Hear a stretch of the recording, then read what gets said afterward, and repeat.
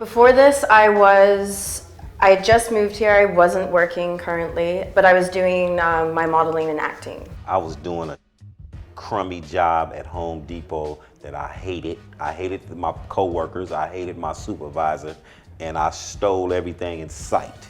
Pushing independent projects, pushing music through the streets digitally, physically as well. I've been doing this forever, like curating events, I started out as an MC. I was an aspiring rapper. Believe it or not, I was in grad school at USC. I was in production at E! News in New York before this. Before I was DJing, I was selling drugs. They interviewed me on a show that they were doing called Urban LA. And at this particular time, the CEO, Alki David, was there and Robert Corsini. So after my interview, they took a liking to me and just told me to start coming over. Well, one day I was coming home from Home Depot, and my neighbor, Brandon, I used to with him underground all the time. And I walked over there, there was a few guys over there. Yak the Ripper was over there, Cali Smooth. One of my battle raps had just recently released, and I was watching it in a garage in Inglewood, California. Cali Smooth pulled up his battle on the phone. And he approached me, asked me what I was watching. We watched it together. So I looked at him and I was like, could you guys transfer this over to television? And he asked me about the ownership of the content. And I said, well, maybe we can create new content. They kept saying Lush One and Aspect One and Lush One. I didn't know who was these people. I became a part of FilmOn through Lush One. My homeboy Cali Smooth called me up one day and he was like, so I know this guy that I with, this OG. His name's Kashim, and he has plug with this crazy eccentric billionaire who has his own TV network in Beverly Hills and is looking for viral content online.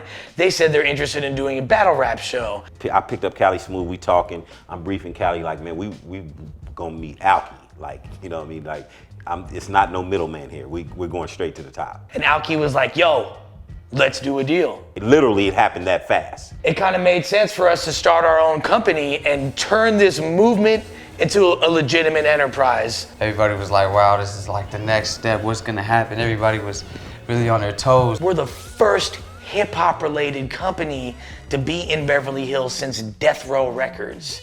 Basically since Tupac and Snoop and all my heroes. For me, it was just like, clearly something big was gonna happen. And then it started buzzing. I was at the office every chance I got, at least like 2 or 3 times a week, just plotting. My first thoughts when I met the Fresh Coast Media Group were they were probably the coolest people at work, just because I was a little bit younger, everyone at work was a little bit older. Some of the content they were producing was just not my vibe.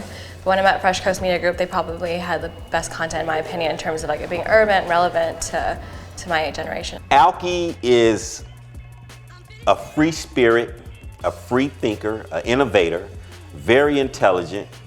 But like I said, he'll slay your ass if you show any weakness. So I honestly did not know what I was getting into when I was hired at FilmOn. I have never ever worked for someone as eccentric as Alki David. He's a sharp dude and he knows what's up and he has roots being around hip hop, but he's not a hip hop dude, he's a business guy and he's a character and he comes from a much different world. With Alki, me and the homies, we coming. Alki is a pioneer. Alki is a very eccentric, very interesting, very unique businessman. We needed a big opponent for Disaster because Disaster had just had his biggest battle of his career versus Math Hoffa. People were talking about it for months leading up to it. There was all this hype, all this tension and animosity, which really proved how combustible battle rap could be. Cook calls me with Cassidy on the phone. He's like, I got Cassidy on 3-way. I'm like, hold up, let me get Lush on the phone. Now, people might say 200 grand is way too much for anybody to be paid. We weren't just gonna pay 200 grand for Cassidy to do a battle. It was a whole branding situation. I had no idea the talent that Cassidy had though until I'd heard him battle. From there, we had another $200,000 we believed in order to book the undercard and market the event how we needed to and shut it down. I was like, whoa, okay, we're about to change the game. They said Cassidy. That's who they said, like, that's who the culture want to see is Cassidy. I was excited. I was hyped up. I saw Cassidy, be on some diva. Very arrogant, very hard to deal with. He does not communicate, anything that he wants, and he's very flaky.